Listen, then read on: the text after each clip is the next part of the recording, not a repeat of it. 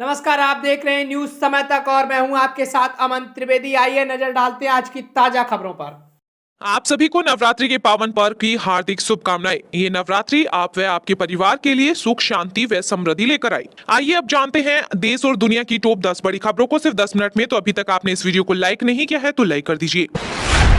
PM Modi ने की भारत और श्रीलंका के बीच नौका सेवा की शुरुआत। कहा, हम भारत और श्रीलंका के बीच राजनयिक और आर्थिक संबंधों में एक नए अध्याय की करेंगे शुरुआत।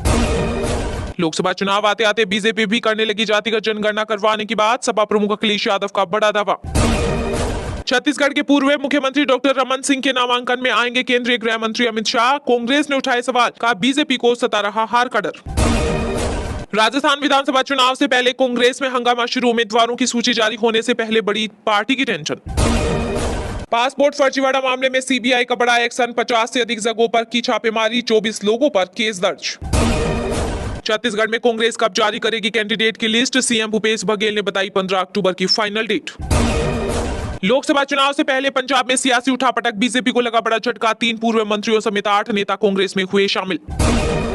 इजरायल से भारतीयों का दूसरा जत्था पहुंचा दिल्ली। तेल अवीव से आए 235 लोग, चेहरे पर दिखी खुशी। यूपी में मिशन शक्ति के चौथे चरण का किया आगाज। सीएम योगी बोले, सरकार इच्छा शक्ति दिखाने वालों के साथ। छत्तीसगढ़ में कांग्रेस के 25 विधायकों के टिकट पर लटकी तलवार। हाईकमान ने सीएम भूपेश बघेल से की चर्चा। राजस्थान के 12 जिले में कांग्रेस करेगी चुनावी शंखनाद। कांग्रेस अध्यक्ष मल्लिकार्जुन खड़गे और सीएम गहलोत समेत कई नेता होंगे शामिल।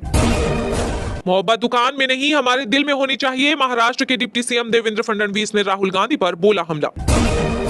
लोकसभा चुनाव में शिरकत को लेकर जम्मू कश्मीर के उपराज्यपाल मनोज सिन्हा ने किया इशारा। बोले, मैंने पहले कई चुनाव लड़े हैं, अब आगे भी लड़ेंगे। केंद्रीय मंत्री किरण रिजिजू को मिली मिजोरम की कमान। भाजपा ने बताया चुनाव प्रभारी। किसान नेता राकेश टिकैत ने दी चेतावनी। कहा, गन्ने का बकाया भुगतान नहीं हुआ तो शुगर मिलों को गन्ना नहीं देंगे किसान। टिकट को लेकर राजस्थान में कांग्रेस का मंथन हुआ पूरा। सीएम गहलोत ने बीजेपी पर साधा निशाना। कहा, भाजपा ने हमेशा प्रदेशों में सरकारें गिराने का किया है काम। हरियाणा में मान नहीं रहे किसान। पराली जलाने पर हुए 331 चालान। 9 लाख रुपए का लगा जुर्माना। होगी सख्त कार्रवाई। कांग्रेस नेता राहुल गांधी मिजोरम में करेंगे पार्टी का प्रचार। अगले सप्ताह तक कर सकते हैं राज्य का दौरा। मध्य प्रदेश विधानसभा चुनाव से पहले आदिवासी वोट बैंक पर राजनीति हुई तेज। सीएम शिवराज बोले, कमलनाथ ने किया है ये पाप।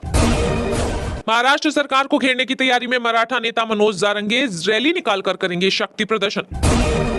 देश की mini bullet train rapid rail दौड़ने को तैयार। लॉन्चिंग सफर करने की तारीख और रूट हुआ तय। इजरायल और फिलिस्तीन के बीच जारी संघर्ष के कारण पेट्रोल और डीजल हो सकता है महंगा। केंद्रीय मंत्री हरदीप सिंह पुरी ने दिया संकेत। दिल्ली में 35 करोड़ की लागत से तैयार होगा सांस्कृतिक केंद्र। 109 एकड़ में है परिसर। होगा अत्याधुनिक सुविधाओं से लैस। इंडिया गठबंधन पर बीजेपी ने कसा तंज। क्रिकेट अंदाज में जारी किया कांग्रेस नेता राहुल गांधी का पोस्टर। SYL पर चल रही सियासत में कूदी कुमारी सैलजा। बोली, SYL तो दूर, भाखड़ा नहर का पानी भी नहीं मिल पा रहा पूरा।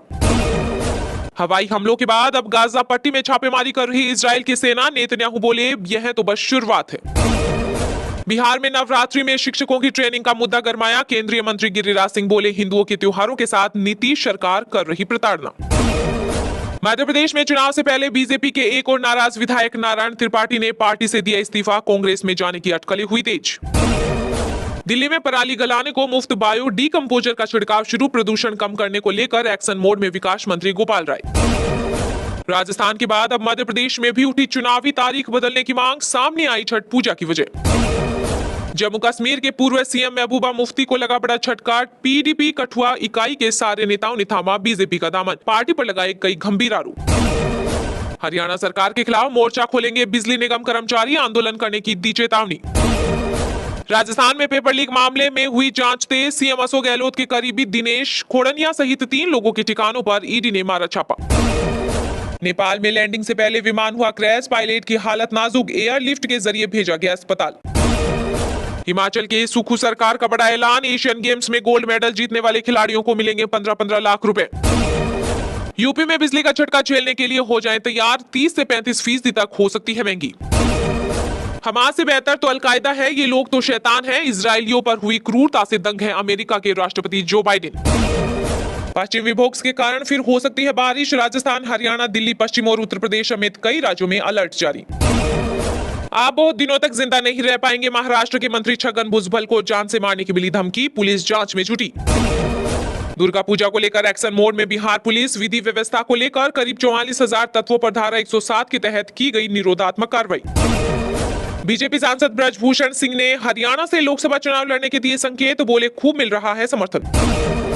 महाटक सुकेश चंद्रशेखर ने जेल से फिर लिखा अभिनेत्री जैकलीन के नाम खत, कहा नवरात्र में रखूंगा 9 दिन के व्रत। हिमाचल में नवरात्र में शुरू हो सकता है राज्य कर्मचारी चयन आयोग, सीएम सुक्खू करेंगे शुभारंभ। पंजाब में बीजेपी के 40 नेताओं की घटी सिक्योरिटी केंद्र सरकार ने वाई से हटाकर एक्स कैटेगरी में डाला, इसमें कांग्रेस से आए कई नेता लीडर भी शामिल हैं। मध्य प्रदेश में बेटियों के लिए अभिशाप बनी बीजेपी सरकार, महिला सुरक्षा पर पूर्व सीएम कमलनाथ का बड़ा दावा। हरियाणा में खट्टर सरकार की खटारा नीतियों से बड़ी गरीबों की संख्या, आप सांसद सुशील गुप्ता ने साधा निशाना। छठ पूजा पर बिहार के यात्रियों के लिए गुड न्यूज, रेलवे ने त्योहारों पर यात्रियों की बढ़ती संख्या को देखते हुए स्पेशल ट्रेन चलाने का किया ऐलान। गुरुग्राम में सीएम फ्लाइंग और प्रदूषण विभाग की टीम का बड़ा एक्शन, पटाखा गोदाम पर मारी रेड, 3 टन पटाखे किए बरामद। दिल्ली यूपी समेत उत्तर भारत में जल्द ही ठंड देगी दस्तक, मैदानी इलाकों में बारिश तो पहाड़ों पर बर्फबारी की संभावना। पंजाब में नगर निगम चुनाव से पहले जालंधर में कांग्रेस को लगा बड़ा झटका, सीएम मान की अध्यक्षता में 10 पार्षदों ने थामा आम आदमी पार्टी का हाथ।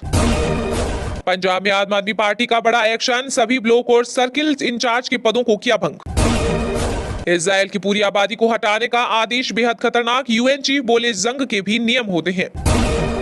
आरपीएससी सदस्य के जातिवादी बयान की सीएम अशोक गहलोत ने की निंदा, बोले मैं दुखी हूं, सरकार ने इसलिए नहीं किया नियुक्त।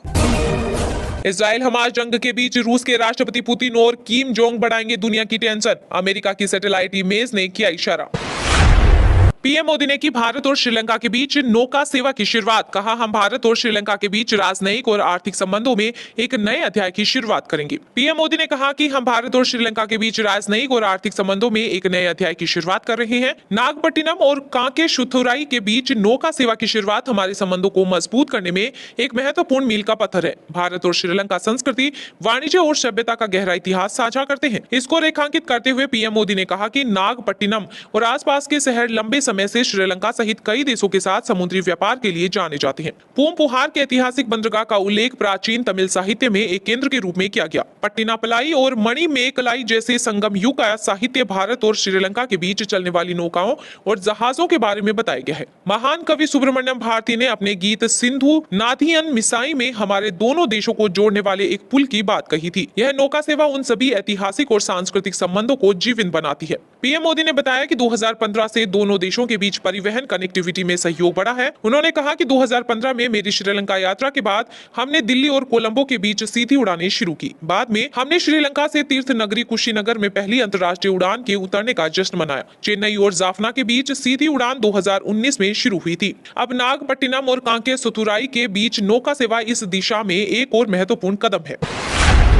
लोकसभा चुनाव आते आते बीजेपी भी करने लगी जातिगत जनगणना करवाने की बात, सपा प्रमुख अखिलेश यादव का बड़ा दावा। लोकसभा चुनाव से पहले जातीय जनगणना को लेकर सियासत तेज हो गई है। विपक्षी दल इस मुद्दे को जोर शोर से उठा रहे हैं और हर मंच पर इसकी बात कर रही है। वहीं बीजेपी जातीय जनगणना के पक्ष में नहीं है। बीजेपी विपक्ष पर जातीय राजनीति का आरोप लगा रही है। इस बीच समाजवादी पार्टी के अध्यक्ष अखिलेश यादव ने एक बार फिर से जातीय जनगणना को लेकर बड़ा दावा किया है। उन्होंने कहा है कि चुनाव आते आते बीजेपी भी इसकी बात करने लगी। अखिलेश यादव ने कहा कि भाजपा सरकार की गलत नीतियों के चलते पिछड़ों, दलितों और अल्पसंख्यकों के साथ अन्याय हो रहा है, जिसकी वजह से अब देश भर में जातीय जनगणना की मांग होने लगी है।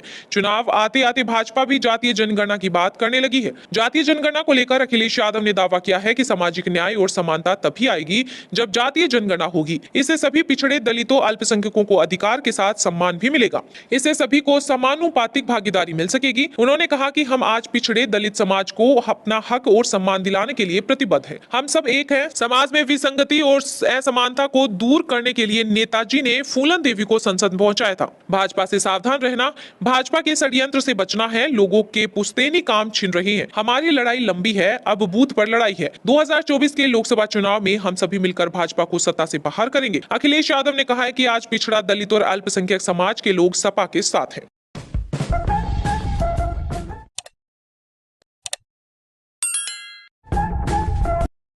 फिलहाल खबर में इतना ही। तब तक के लिए देखते रहिएगा न्यूज समय तक और दीजिए यानी हमें यानी कि अमन त्रिवेदी को इजाजत। नमस्कार।